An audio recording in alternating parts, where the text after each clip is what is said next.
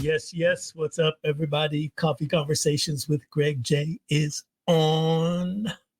Yeah. We're out here.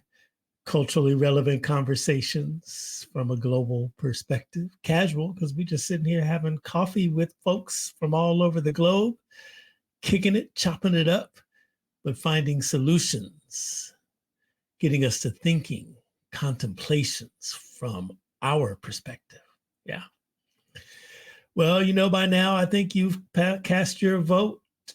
I hope you went to the polls. I know I did, out here in California, as we ask ourselves, what's in it for us? What's out here that we need to contemplate and consider for Black folks? I think reparations should be at the top of the list out there. California was one of the first states to do an intensive study on the aspects of reparations. What would it look like? Is California complicit in, the so-called evils of the United States? Our history has been, as the song says, stony the road we trod. And they found, it's a 400-page report you can get out there. The lawmakers up there in Sacramento have done a great job in researching, finding facts, on what has happened. And now I guess they need to do the process to get to the reparations, to get to the check or whatever it's going to look like.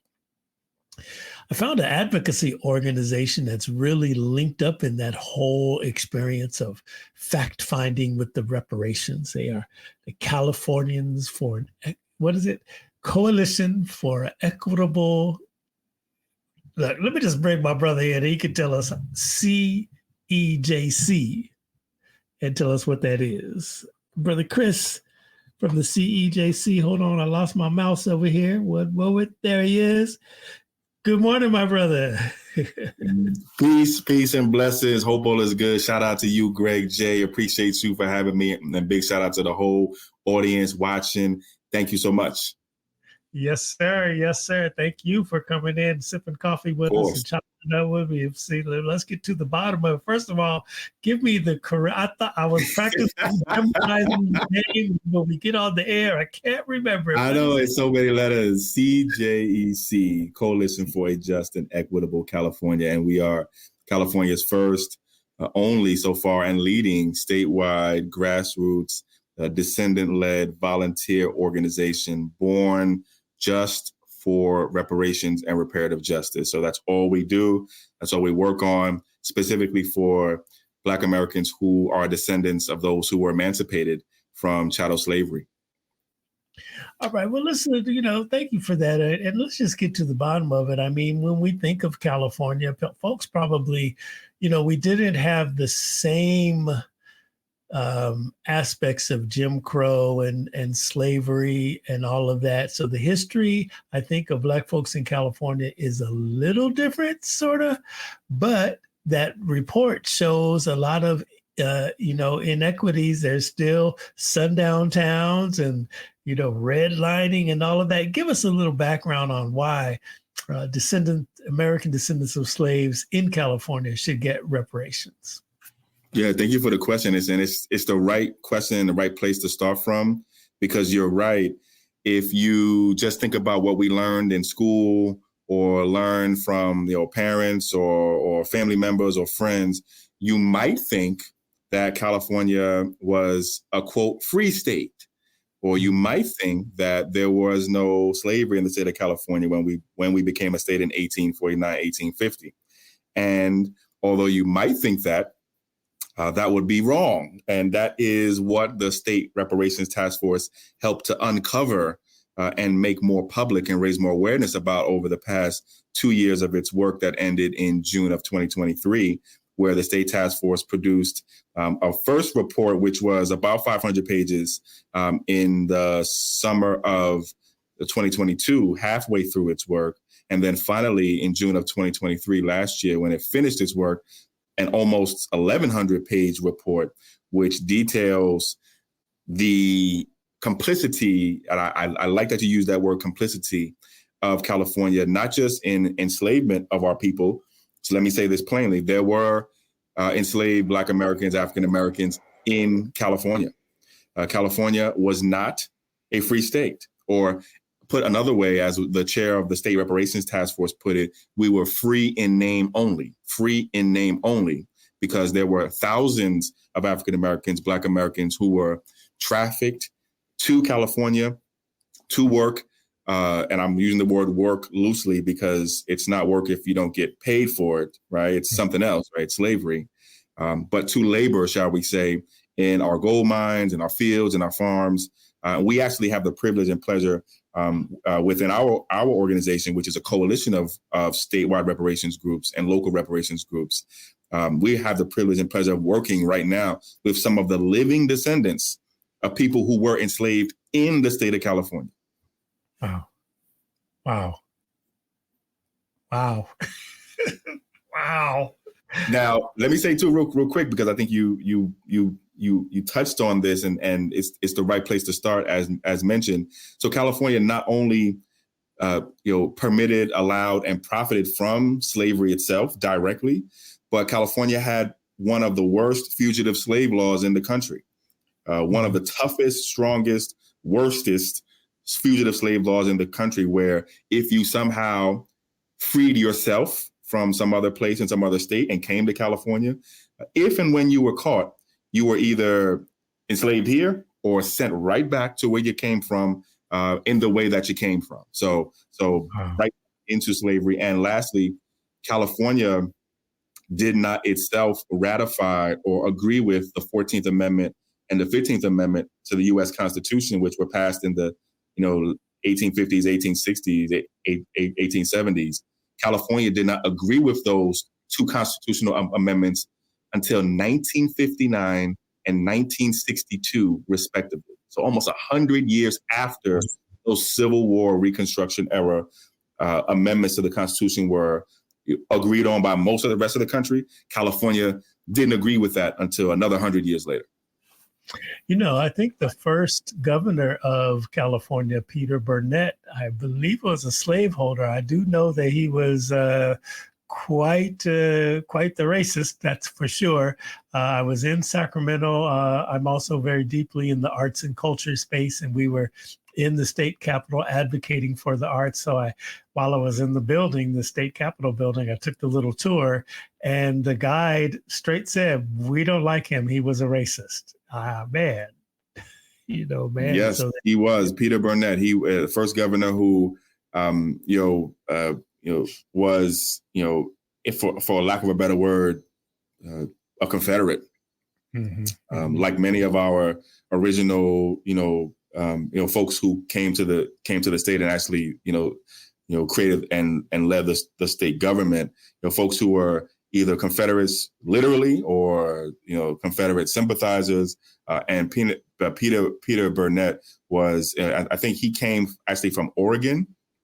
And was responsible for the no Black people allowed in Oregon laws, and made his way to California and worked to try to create no Black people allowed in California laws. It's interesting. People don't know that the state of Oregon was established as they did not allow Black people in Oregon when they became a state.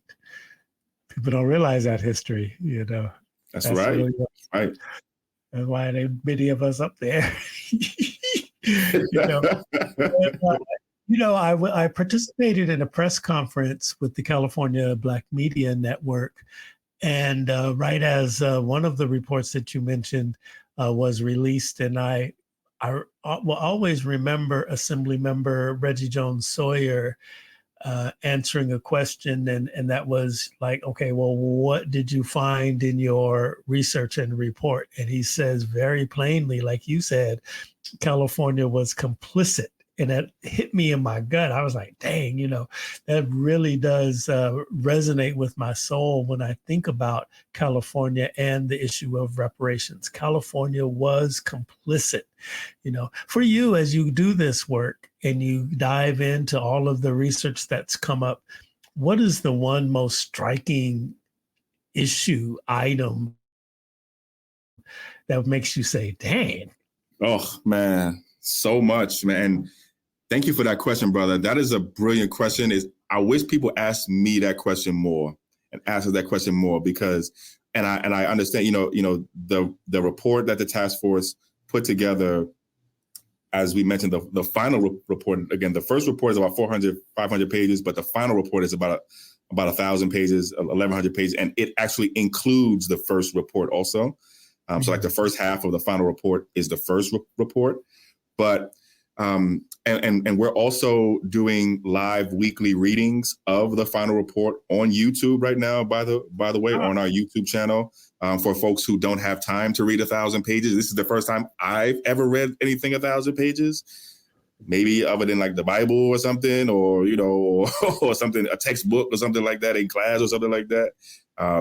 But so I think two things stand out for me. One of them, well, I just mentioned one of them about how long California took to ratify or agree with those Civil War Reconstruction amendments, the 14th and the 15th. But I think also there's two other things that really stood out for me. I mean, there's so much in that final report, but one of them is that, during the years of 1920 and 1921, that sort of 2-year almost period, there were more KKK Klan meetings in California than there were in Texas, Mississippi, and I believe Louisiana. Okay. Wow. So think about that. In 1920, 1921. So in that 2-year period, there were more Klan meetings here in this state than there were in those southern states. Mm-hmm. The other thing that I think stood out to me was there's a chapter. So what I just quoted was a chapter. The stat that I just quoted was from chapter, I think it's 3, the chapter on racial terror from the final report of the task force. And then this next part that stood out to me also is from the chapter. I can't remember the chapter number, but it's a chapter on called mental and physical harm and neglect. Mm-hmm. And you'll notice that each of the chapters in the final report, or at least the first half of the final report generally, is broken down where each chapter is about one of the particular areas for why we need reparations. So there's a chapter on enslavement, a chapter on racial terror, on political disenfranchisement, on housing harms, health harms, the pathologizing of the Black family, environmental harms, the wealth gap, education harms, theft of intellectual and cultural property, wage theft, et cetera. But in the chapter on mental health, mental and physical harm and neglect, the researchers tell us that right now, this it's even hard to say sometimes, but right now, when you compare the mortality rate or the death rate for Black babies to white babies right now, Black babies right now are dying. Our babies are dying at a higher rate now than they were in the 1850s. Oh, man. During slavery. So, I mean, that will stop you in your tracks, and that's what the researchers and that's what the state task force report tells us. And then finally, I think one thing that stood out to me too is the work that the economists did. So the state task force hired a team of economists to answer the question, how much would this cost the state of California? How much would the reparations program cost the state of California? And the team of economists did some amazing, groundbreaking, transformational, historic. I've never seen some of this math. How do you put numbers on this and that and that? They actually have done it, but not for everything, of course, but as much as they could do. And they've estimated that just across 5 areas of harm, that are in that final report, just 5 of the 12 or 13 different areas that the task force looked at, that the state of California, or rather that our community, we descendants, have lost, and the state of California has taken about $800 billion in financial wealth out of our communities, just across 5 areas of harm, which include housing, mass incarceration, over policing, eminent domain and property takings, et cetera. Almost $1 trillion. We would be almost $1 trillion wealthier as a people, just here in the state of California, had not these things actually happened to us. Wow. That's very, very interesting I can relate to the Ku Klux Klan meetings. There is a piece of Long Beach history where we originate, Long Beach, California, and they one of the largest Ku Klux Klan meetings did happen here. I don't know, I can't remember the number, 30, 40, 50,000 of them descended on the city of Long Beach back in the 20s. And during that period of time that you stated. And, Long Beach is also, when they study the African-American history in this particular region, you can see where the redlining, the blacks were confined to a very specific area of Long Beach, back in the day. And that is a tangible piece of history. There's people in the city that are committing their life right now to researching that history and showing the actual evidence that these things did occur in the city of Long Beach. I'll tell this story as I was just reminded of it as I was listening to you. So before I got into the radio business, into the entertainment business, I was working at a bank, and I worked in the foreclosure department, actually the mortgage division of a very large bank. And I worked in the foreclosure department. And, when you initiate a foreclosure, you have to pull all of the original documents of the property, the deed, the conditions, the CCRs, covenant conditions and restrictions, and review them, before you begin the legal proceedings of, taking the folks home. And you would be surprised with how many homes had in their CCRs no Negroes, no Mexicans, no Asians will reside in this property except in a domestic capacity. And that always used to just trip me out, because a lot of the cities where these properties were located that had that clause in their CCRs were like all Black, in present day, all Black, all Mexican, all Asian. It was just really, really incredible to see, that stuff. And I remember bringing that up to one of the big bosses in the mortgage division just to ask. I wanted to have an understanding. It's like, okay, what is this? And they said, well, that's no more, that doesn't apply anymore. They just kind of brushed it off. But as always, I've always carried that memory because, what? It was in black and white. It was in the official documents. It happened, And so, and then we also have one of our coffee conversations. I think I'm going to dig that up and rebroadcast it. There was a professor from Vermont who had a comprehensive study. He's passed away now, but he has a comprehensive study of sundown towns all around the United States. And in California, you would be surprised at how many sundown towns there are, or there were, meaning at sundown you could not be in the city limits. Some of your favorite heavily Black communities in California were once sundown towns: Inglewood, Hawthorne, Torrance. It's really interesting to see that this history did in fact exist in the state of California. All right, so now look, we went to the polls. It's fireworks in California in particular. It's politics from top to bottom, all politically in the United States, but in California, even down to our state level elections, what should we be looking for as voters? What's the whole next step for reparations? What should we be looking for in these candidates, and what do we want them to do up there in Sacramento to advance the case for reparations? Yeah, that's a brilliant question also. And thank you for asking that. I think there's two ways I want to answer. First, on the candidates and what we should be looking for, and then also what we want state legislators who are in office now to be doing now before the general election, which is coming, not too long from now, to be in November. And also big shout out to everybody who, exercised their rights over the past, yesterday, of course, which was the last day to vote. But of course, in the 6 weeks prior, as you all know, California has 6 weeks of early voting. And I am of the, of the energy and of the spirit and of the vibe of no reparations, no vote. So personally, I don't support candidates who do not support reparations, specifically for descendants of persons who were enslaved and then emancipated in this country. So I have a litmus test, even to open the door for me to consider to vote for you. I need to know that you support reparations specifically for the descendants.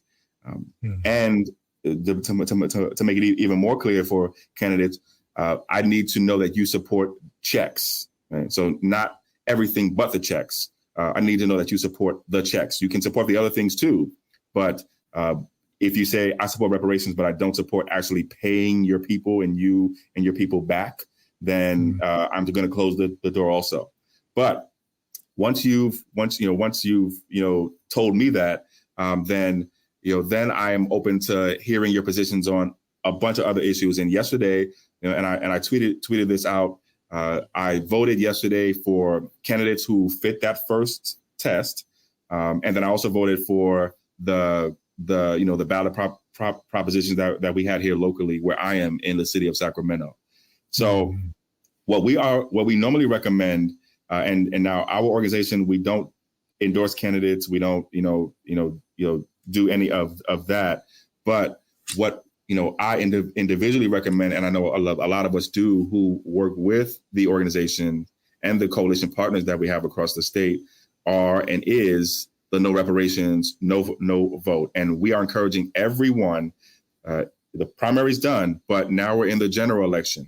So for the general election, one, we're asking folks to let the candidates know that you support reparations, that you want them to support reparations, and that you're going to use whether or not they support reparations in your decision about whether or not to vote for them in the general election in November.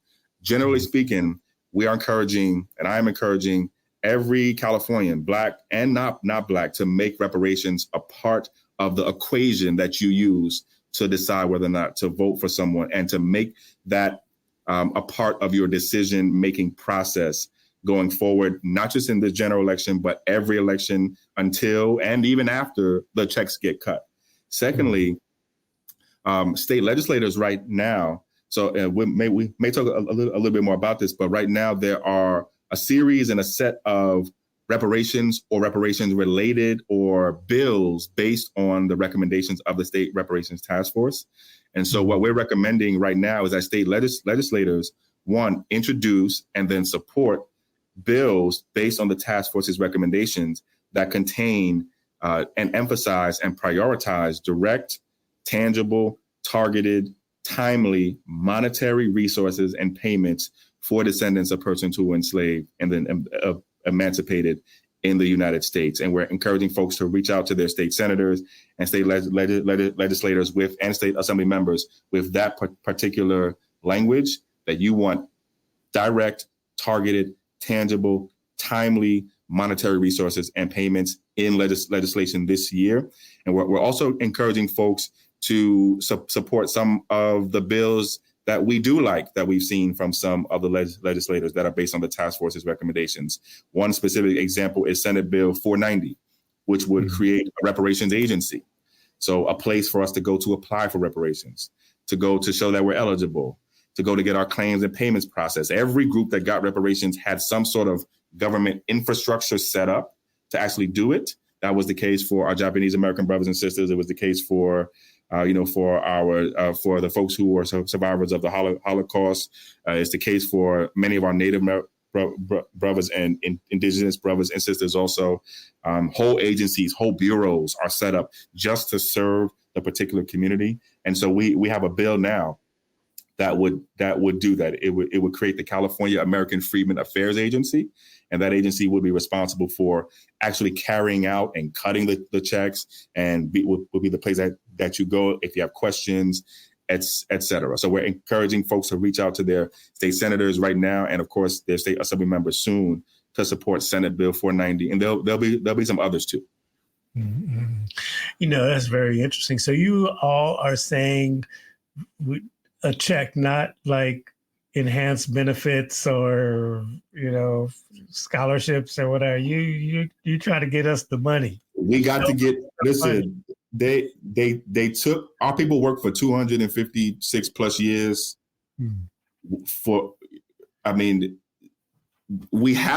there's no way that we're not going to walk away from here without checks cut, and many checks over many, many years too. The task force recommended what is the equivalent of a guaranteed income program for descendants. And this would be over time, installment payments, basically for the rest of our lives, with a down payment on the front end and prioritizing our elders first. That's what the task force recommended. And $800 billion worth of that, at least. And so this is a program that would last over time, but there's no way to do this without checks. And we have a saying, if it doesn't have direct compensation, it's not reparations. Not reparations, right. Okay, so now there's somebody out there that says, well, shoot, California got a $70 million deficit. How are we going to afford this? And you say what? I say a lot. One, we say California also has $250 billion budget. We spend $250 billion every year. We are the 4th largest economy on planet Earth. Our state, the state of California, is the 4th largest economy on the planet. Our economy as a state, just one of our 50 states, our economy is larger than all countries across the world, with the exception of 3. And one of those 3 is our country. So we also say that budget deficits are no excuse. Isn't it ironic that when it comes to paying us, we can't find the money. We don't have the money. We have a budget deficit. But when it comes to paying other groups, when it comes to paying for other programs, we automatically find the money. We somehow have the money. So budget deficits are no excuse. It's not a question of whether we have the money. It's, do we have the will, the courage, and the power? Do we have the will, the courage, and the power? Also, ironically enough, or maybe not so ironically, fortunately, recently, in the last week or so, we've seen language for a bill introduced by State Senator Stephen Bradford, who I'm sure your audience is very, very familiar with in the LA area. Senator Stephen Bradford, who represents parts of the LA area, has introduced Senate Bill 1331. This is a bill that would require, well, first, it would create a permanent California reparations fund in our state treasury, in our state budget. Secondly, it would require 6% every year of our state special funds to be deposited into that account and fund to fund reparations, including direct payments. So we actually have a bill to actually require our state to start putting away money for our reparations. And we have, some of you may know, we have some special funds in our state and what we call a rainy day fund, where pretty much every time we can, we just put money aside. And there's billions of dollars there. So it's not a question of whether we can afford it. It's a question of whether or not we want to do it. All right. Now, do you all have a list of, legislators who are supporting this? Who are our allies, like currently? I will call somebody out. So it just we're working on it. We're working on it. That's actually part of my job. We're working on it. Legislator Gonzalez is, who's supporting us? Who's rolling with us up there in Sacramento? So we're working on it. That's sort of short answer is no. We don't have a current accurate list because we actually won't know for sure until there are bills with direct payments in them to be voted on. Right. So the ultimate list is going to be the list of actual votes. Right. So yes, I support Senate bill or AB or Assembly bill, whatever the number is that has the direct payments in it. Yes, I support. So until we actually have votes on bills like Senate Bill 490, Senate Bill 1331, and some of the others too, then we actually won't know. But generally speaking, what we were told and what we have been told by the California Legislative Black Caucus, which represents the Black members of the state legislature. So there's 80 state assembly members total. There's 40 state senators total. You add that up, that's 120. About 10 of them 12 of them max are Black. Mm-hmm. None of them represent majority Black areas, by the way. None of them. But there's about 10, 12 Black members. And that's the group of legislators who the state reparations task force gave their final report to and said, okay, we've done our work as a state task force. We put all the research together. We've made the recommendations. We've told you who we want to be eligible. We've told you how much. We've told you what else. Now take these recommendations and turn them into actual laws.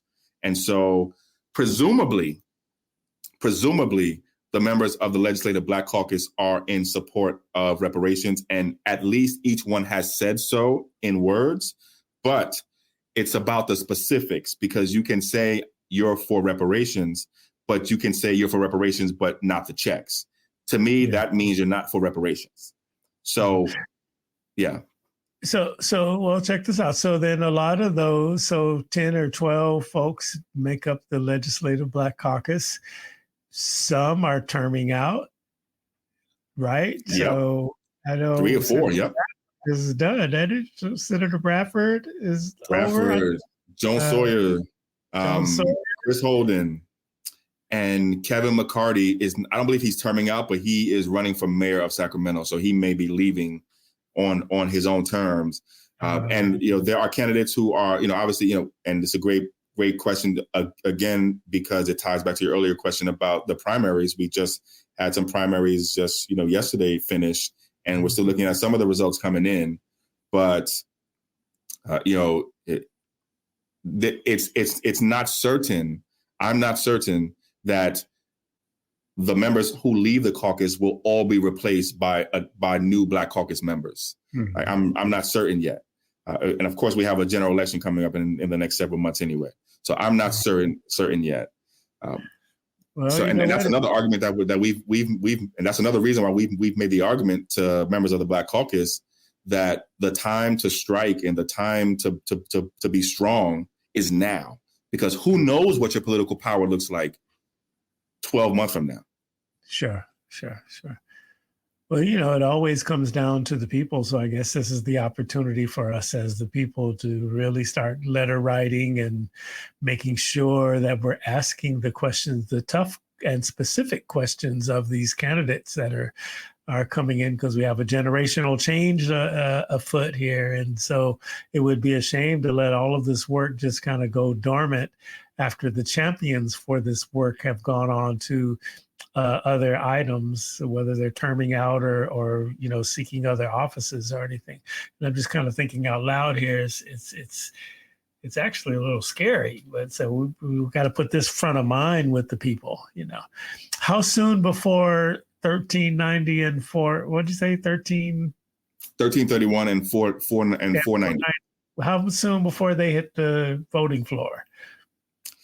Good question. So we expect that for at least, Senate Bill 490 and possibly for 1331 also, that we'll see those bills make their way to committee hearings and then committee votes first, and then to the floor sometime within, early March, within the next couple of months. I think that's a fair assessment. So let's say no later than May, we should be, already have had some hearings or be, scheduled for some hearings. That timeline may change. But generally within the next, let's say 6 to 8 weeks, I would expect that there would be some movement, toward hearings. And that's, part of the work for us to make sure that at those hearings, there's a strong showing of support and public comment, and that people are at those hearings in person and virtually also. And then also, there are some other bills too that, there are multiple bills that will be either going up for hearings or already have gone up for hearings. Some already have, but for those two particular bills and those bills that we've focused mostly on so far, within the next 6 to 8 weeks. Man, we got our work cut out for us. And yes, we do. And right now. Yeah. But this is history. And I want to make this point too, if I can. I usually say this to as many folks as possible when we speak, but we are in history right now. There have never been state level bills even trying to call themselves or doing reparations in our state's history and in the country's history, not at the state level, not at the state level. So we are really in a historic place. We're writing our own script and future right now. People 10, 20, 30, 40, 50 years from now are going to be looking at what we did here now and looking for lessons of things that we did well and lessons for things that they can improve upon. So we are literally in a historic, literally as soon as we cross that January, first day, and as soon as some of those first bills got introduced, as soon as some of these bills got introduced, we were in uncharted territory as a people. Mm-hmm. And that's not an overstatement. It's not, hype. That is real. Mm-hmm. Let me ask you a question. Down here in Southern California, they had, Bruce's Beach over there in Manhattan Beach. And, in short, the story is that, the land was taken from a Black family back in the day. And, ultimately the family got together, rallied the community. They were able to get the beach back. And I guess in a way that's a form of reparations. That's really my question. Do you consider that a form of reparations? But then the family sold it, and they sold it back to the county. So my question is, would you consider that a form of reparations? And them selling it back to the county, does that hurt the reparations movement? Great questions. I'm glad you asked that question too, because one of the legislators who was responsible for changing the laws to allow the county to sell it back or to grant it back to the Bruce family was State Senator Stephen Bradford. It was Senator Bradford's bill that created the possibility for the Bruce family to get their property back. So to your first question, to be honest, it is a part of it. Yes, it is a part of it. Yes. And I'm saying that using a certain kind of definition of reparations. So under certain kinds of definitions of reparations, yes, it is a part of it. And the kind of definition that I'm using right now is the definition that the United Nations uses, which defines reparations to have 5 pieces to it. So 5 things need to be there in order for you to call something reparations according to the United Nations. The first is compensation. Right? I don't have to say that again, right? That's the money, that's the checks. Second is restitution. This is the return of property, the return of land, or the restoring of you to where you would have been or could have been or should have been had the bad things happen to it, had the bad things that happened to us never happened in the first place. The third piece that has to be there is what we call rehabilitation. So these are what you could think of as non-financial forms. So free medical services from cradle to the grave, free legal services, free educational services. Guarantees of non-repetition is the fourth piece. These are changes to our system, changes to our policies, changes to our laws to make sure that what happened to us never happens again. And then finally, what we call satisfaction. And these are what people call the more symbolic forms, but I don't think of these as symbolic as much. I think some of them can be symbolic, but I don't think of them as symbolic generally. So they're things like a formal public apology, the changing of our textbooks and make sure that the actual history is told, the removal of public displays of our oppressors and oppression and replacing those with displays publicly of our culture and our history. So according to the definition that I'm talking about now, which is the United Nations definition, which is also, by the way, the definition that the State Reparations Task Force was by law required to use in the bill that created the State Task Force, which was Assembly Bill 3121, by the way, for anyone who's interested. We actually helped write the final version of that law back in 2019 and 2020 with then Assemblymember Dr. Shirley Weber, now, of course, California State Secretary, Dr. Shirley Weber, Secretary of State, Dr. Weber. So according to that definition, reparations equals compensation plus restitution plus rehabilitation plus guarantees of non-repetition plus satisfaction equals reparations. So that return of property is one piece of reparations according to that definition, but you couldn't call that by itself reparations according to that definition. And I'll just flag for you also that we're talking a lot about State Senator Stephen Bradford here today, but State Senator Bradford introduced another bill, Senate Bill 1050, which would, and this was in the last few weeks too, which would require the reparations agency, specifically the chief financial officer of the reparations agency, and authorize that person and require that person to first create a database and a list of all state properties taken by eminent domain unjustly from descendants, and then to either return that property or justly compensate. And this is in the bill language, provide just compensation at fair market value to those individuals and their families. And that is a direct recommendation from the state task force. Wow. So some of y'all remember that 105 freeway. A lot of people, lost their homes back in the day when they were building that. I remember that. Eminent domain. Right. Wow. Okay, Steve Bradford. I always knew you were the man. Hitting home runs. You going down. Wow. That's it. That's incredible, man. All right. So let me just ask this. Okay. So now somebody's listening to this and they want to get into the study of it. Where can we find the mega reports that I know it's just public record, right? But I'm sure some website somewhere we can just hit a link and download it or read it from there. Where would that be? Yes. So there are public digital free copies of the report available. There are also public digital summaries and executive summaries of the report available also. You can find those on our website, on our reports page. So that's www.cjec-official.org, www.cjec-official.org.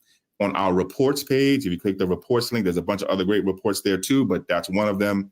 As I mentioned earlier, you can listen to the report being read to you by one of our amazing volunteers every week. Every week, one of our volunteers picks a part of a chapter and reads part of it. It's every Thursday at 7 p.m. on YouTube. It's at our YouTube channel at CJEC Official on YouTube. Of course, all of the earlier readings are up there right now.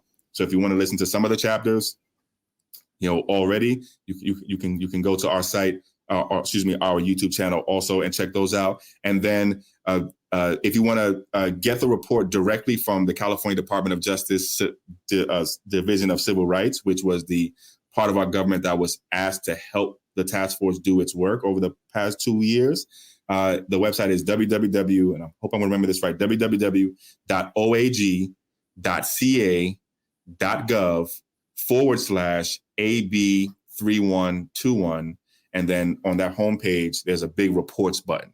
So it's www.oag.ca.gov/AB3121. But again, it's probably faster and easier to remember if you just go to our website and look for it. Sure. Well, you know what I'm going to do? I'll put those links on Beach City Radio, beachcityradio.com. I'm also going to embed your YouTubes on that site as well, beachcityradio.com, so that we can be up on your postings and just everything like that. So we want to keep our eye on the ball on this one, and just make sure that the people are informed. Let me ask you this question, because I know it just popped in my mind before we go. How can the Black church get involved in this movement? Like, what would you ask of them if you have access to faith-based community activists? Because they're out there, right? Yes. So like, how would you intersect with the faith-based community? Yeah, great question. So first, I want to shout out all of the amazing faith-based organizations and influencers and activists and advocates who have been supporting this work so far. I'm thinking about folks at Loveland Church in Fontana, and Pastor Chuck Singleton, and of course, Nita Watson, who's done amazing work with the National Volunteer Council on Freedmen Affairs, done great work organizing and engaging faith-based organizations in Fontana. Also want to give a shout out to Allen Temple Baptist Church in Oakland, which has been great. Has co-hosted reparations panels and workshops with us over the past two years. And then I want to shout out an organization called COPE, Congregations Organized for Prophetic Engagement. I hope I'm saying it right, which was one of the organizations that we worked with during the task force's time to do community outreach for reparations. But to your answer straight up though, think there's a few ways. Oh, also, I want to give a shout out to the Jewish Community Relations Council also, which has been doing tremendous work. And I'm going to blank on the synagogue's name here in Sacramento. Congregation Ben something. I was just there for Shabbat like 2 weeks ago. They did a Friday night Shabbat. It was all about reparations for us, which it was amazing. So big shout out to them. But so I think there's a couple of ways. First, please invite us. So invite our organization to speak to either your congregation leadership and or your congregation generally. And invite us to your congregation to speak about reparations. This Saturday, we're going to be in LA at one of the churches talking about, this Sunday, we're going to be in LA at one of the churches talking about reparations. The following Sunday, I'll be in Inglewood at one of the churches talking about reparations. So invite us to speak to your congregation or to your leadership directly. And then on your own, if you are a faith-based organization or leader, please talk about reparations in your sermons and to your people. Raise the awareness about reparations among your people now. Now is the time. Now is the time to pull out the scriptures in Genesis or look in the Quran or look in the Torah and look for the parts of your books that talk about reparations, that talk about how when the children of Israel left Egypt, they left with the Egyptians' gold and silver and all kinds of clothes and gifts. Find the parts in your scriptures now and start building it into your sermons now. You don't need us to do that because you'll know it better than us, but do that now. All right, do it now. Do it now. Reparations now. Oh, man, that's what we're talking about here. Brother Chris Lodgson, man, thank you for coming in. And look, you got an open door. Come on, grab your coffee mug and come on through. Yes, sir. I need some coffee right now. Yes, sir. Yes, sir. And I would love to come back, brother. Thank you. And I would love to come back and update the folks, as I was just saying. So I would love to come back regularly and update the family. And, of course, if there are any questions, feel free to reach out. All right, y'all. That's what's up there. Thank you. Thank you. Reparations. Say the name of your organization again. Coalition for a Just and Equitable California, CJEC. We're California's first, only, and leading statewide org. Yes, for reparations. CJ. Let's go. CJ. Come on, y'all. Let's get on this reparations train. Let's make it happen. You know, just like you, I know we have a low voter turnout and stuff, but see, this is the problem right there. We got to make sure that our voices are heard. There's people out there doing the hard work out there. This, you heard 500 page report, 1,100 page report. There's folks out there doing the work. There's only 10, 11, 12, Black legislators up there in Sacramento. They need the people's help. So speak up if you want reparations. If you need to understand reparations, you see they've done a comprehensive study. We got Brother Chris here and his organization out on the grassroots, out here in these here streets, letting us know about reparations. So there's no excuse. Go ahead and learn about it. Make your decisions. Support it. Make your voice heard. That's what's up. Okay. All right, now, y'all, you know how it is. You can get this podcast wherever you get your favorite podcast, iHeart, Spreaker, Apple, just wherever it is. Check it out, Coffee Conversations with Greg J. Also on YouTube, please like and subscribe. Our playlist there, Coffee Conversations with Greg J. And of course, go over to the City Radio Beach, cityradio.com, to see all of the episodes of Coffee Conversations with Greg J. Tell a friend.